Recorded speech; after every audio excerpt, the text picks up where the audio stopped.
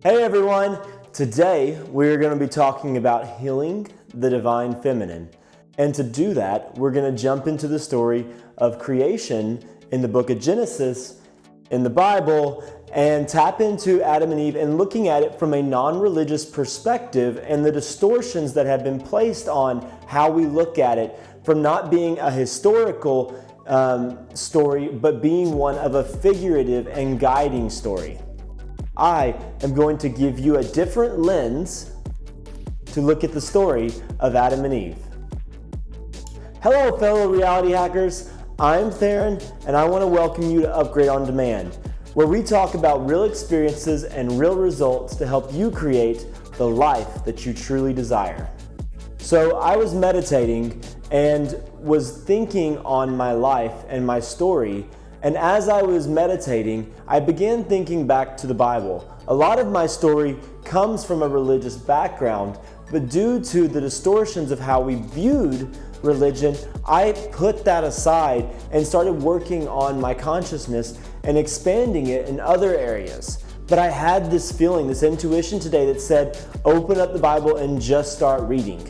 And so as I jumped into Genesis, the very beginning, the creation story, I quickly began to realize and read from a completely different perspective. A perspective that gave me an insight into how we can truly become creators of our own reality and learn to master workings between the subconscious and the conscious mind. So Adam and Eve and getting kicked out of the Garden of Eden has always been taken as more of a literal perspective, as many things have in our reality. A lot of the things that we look at and we see in our physical reality, in this third dimensional reality, is actually just a distortion of what really matters. And when we can really jump in and see what really matters, which is our inner consciousness, we begin to develop more awareness of what's going on inside us, and we learn to begin to direct that energy and to create what we desire. So I'm going to talk about how we can create what we desire in a future video and awareness, but in this one, I want to look at it from more of a figurative story. It was never meant to be literal. In fact, a lot of the value is diminished in the story when we begin to look at it from a historical perspective and literal perspective, and instead dive into the deeper story of what's going on here. And the story that I'm going to share today has offered me such a fuller life, more abundance, and just more enjoyment as you learn to be able to become more spiritual and more alive in your presence in the world. A lot of the things that we've been looking at as we look at the world today is reflections of what's going on inside us. So we hear a lot about the suppression of women and the pushing down of the feminine energy. But we look at it and we try to fix it from a physical reality perspective instead of diving into what that could mean as a reflection of something deeper going on inside our internal reality. So Adam and Eve are a perfect picture of the marriage of the human mind. If we look at Adam and Eve and just looking at it from a basic level, Adam is the male of the story and Eve is the female of the story. And just diving a little bit deeper, if it's not obvious already, Adam is the masculine and Eve is the feminine. If we really get into and look at the energies of the masculine and feminine energy, the masculine energy is one of moving quickly and trying to push and make things happen, and the feminine energy is one of flowing and ease and gentleness. And what I found a while back was that I had a lot of masculine energy that was showing up in my life, and what I needed was to introduce some more of that feminine energy to be able to create a life of more flow. And flow, just real quick, is that state where you dip into the brain and you lose awareness of everything else that you're focusing on, and all of your attention is focused on one thing.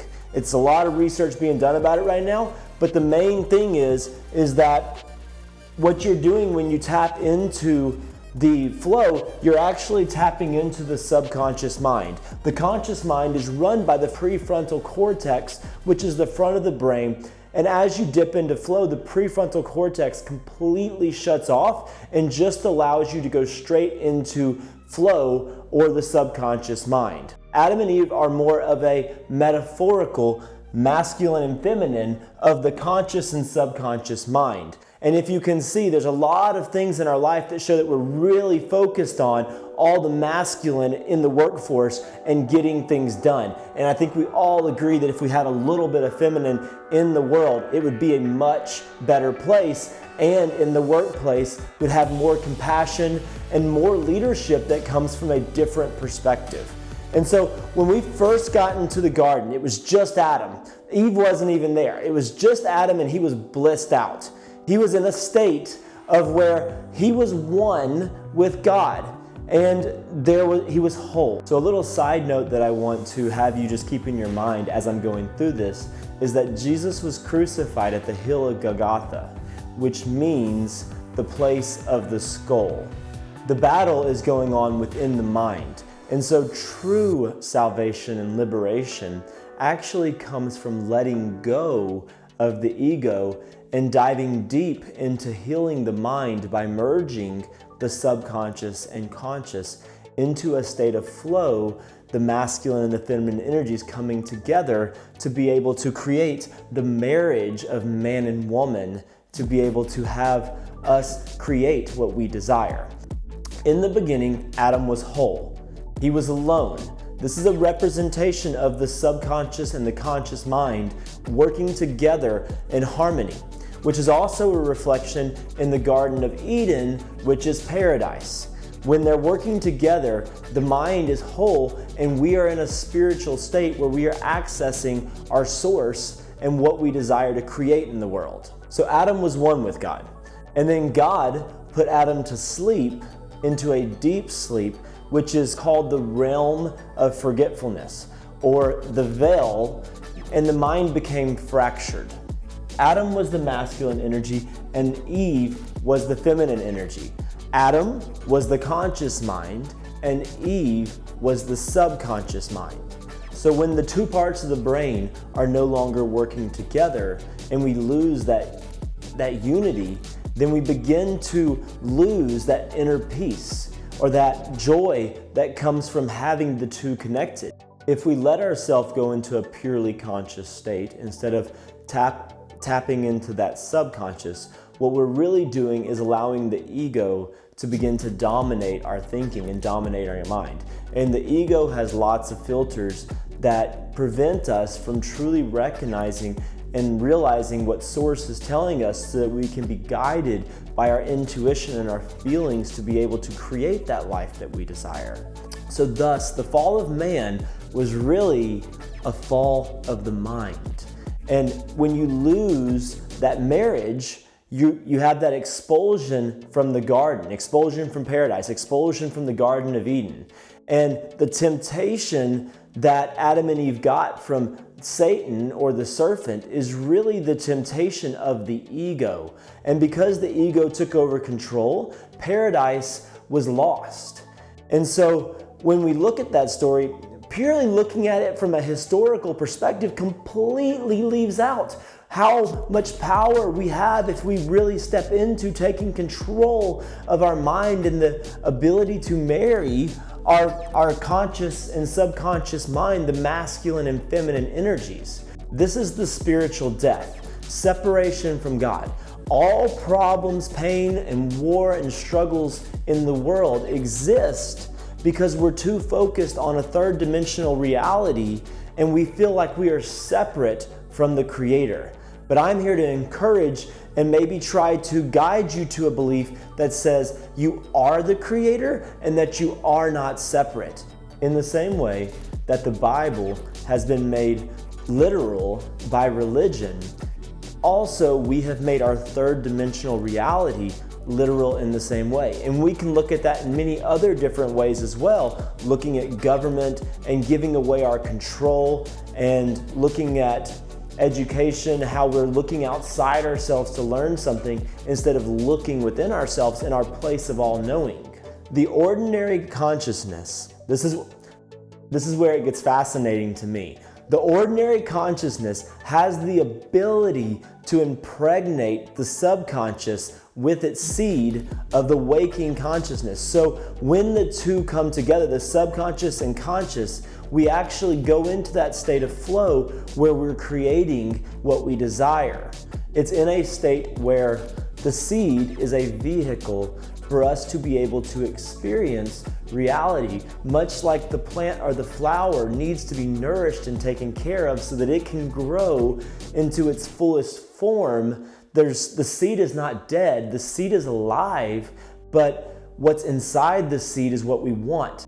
So if the conscious mind is focusing or dwelling on negativity, then what you get is creating, through impregnating the conscious mind to the subconscious mind, you're impregnating yourself with negativity, with self-doubt, with thoughts that you have something that you need to learn outside yourself, with giving your power away. Whatever it is that you're focusing on, your conscious mind is sending that through the filters of your mind into your subconscious mind and creating that in your reality. If you can change the thoughts and begin to build new neural pathways in your mind, then you begin to retrain your subconscious to be able to create what it is you desire in this reality. And ultimately, this reality doesn't matter because this is a third dimensional reality. And we're really trying to go from an outer consciousness to an inner consciousness, which is where everything that exists that's pure and beautiful comes from. So the other day, I was looking at my physical body and thinking about how much value I had placed on the way I look or what I was doing out in the world. And then I was starting to realize that through methods like meditation, I've actually began to develop an inner consciousness where I'm more focused on what's happening inside me than what's happening outside me, because what I think about inside me is what I create in my external reality.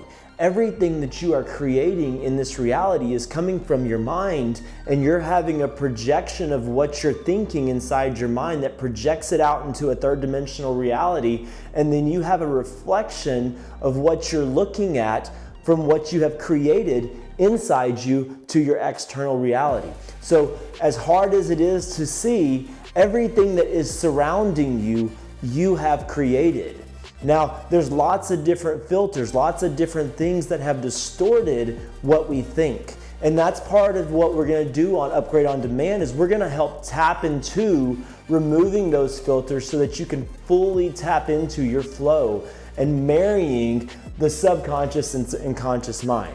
The battle is going on within your mind, and it makes me so excited to be talking to you about this because this has been such a struggle for myself for the longest time. When I was young, I was always looking at the Bible from a literal perspective, and every story had to be literal. There was no figurative in it anywhere. And then once I began to transition and began to find my own truth, I began to see that the knowing comes from within. This is where I'm going to pull out my handy dandy Bible and go into the Galatians 2:20 and just quickly read you a passage that got me really excited today. So, let's start in 2:19. For through the law I died to the law so that I might live to God. I have been crucified with Christ. It is no longer I who live, but Christ who lives in me.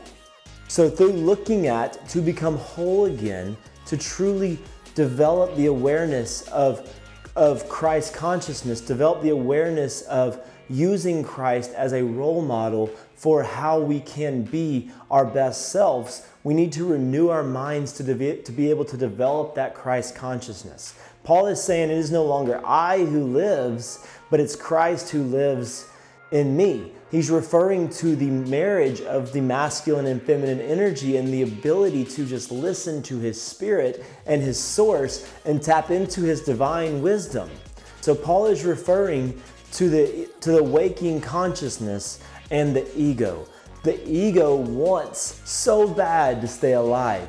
The ego fears its own dissolve. All fear is rooted in the ego. Most fear is just based on not knowing something and the fear of what we don't know. So if we can remove that fear by developing the ability to know from an inward state, then the ego just dissolves itself and we're able to have the marriage of this beautiful masculine and feminine energy. So this is where I want to get into really fast, the healing of the divine feminine. So we're looking at all this from an external perspective, and the truth is that we do deeply need to heal the divine feminine in the world. But we need to first heal it in our minds. And if we can start with healing that divine feminine in our minds, where we create from the first place, then we'll see that creation in our external reality. And I think it's so beautiful to see that we are beginning to see that healing process happen now just by beginning to focus our attention on it. But if we really just began to focus all of our inner consciousness and our energy on it, where attention goes, energy flows. So we can begin to turn energy into matter and begin to create that in this third dimensional reality. And so I am really excited to be able to share this message with you. I'm going to be going through the book of Genesis for a few different videos. I am really excited to be tapping into all these different masters and looking at where wisdom truly comes from. And it doesn't come from giving our faith and giving all of our power away to one of those masters. Those masters are examples for us to be able to live our life fully. So we're going to go into those teachings and learn from them, but apply them through our own filters of truth to be able to develop our own power and our own truth to be able to step into the place of truly remembering who we are. So if you want to hack your reality and create the life that you desire, then be sure to tune in for more videos like this and click below to subscribe to our channel